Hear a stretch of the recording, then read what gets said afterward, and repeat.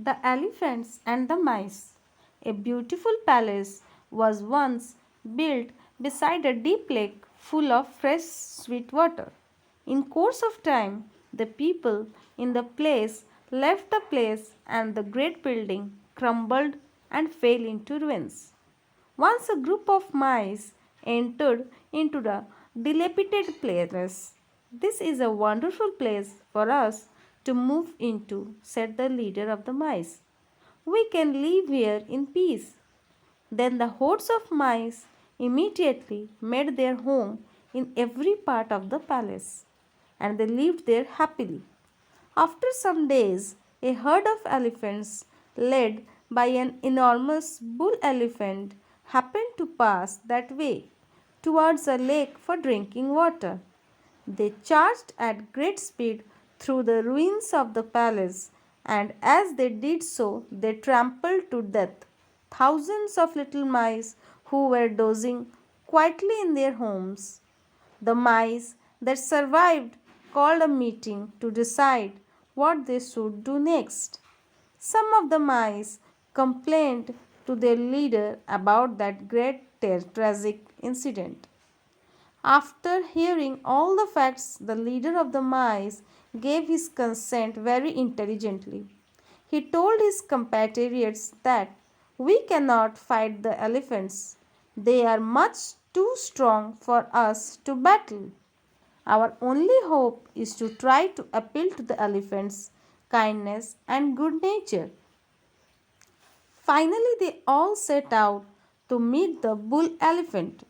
The bull elephant listened attentively as the mice explained why they had come to meet him.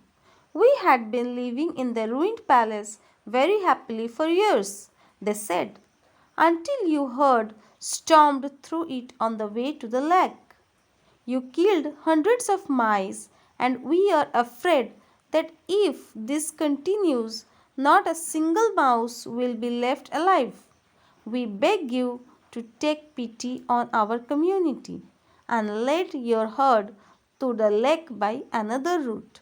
And who knows, my lord, some day perhaps, maybe even we can be of service to you.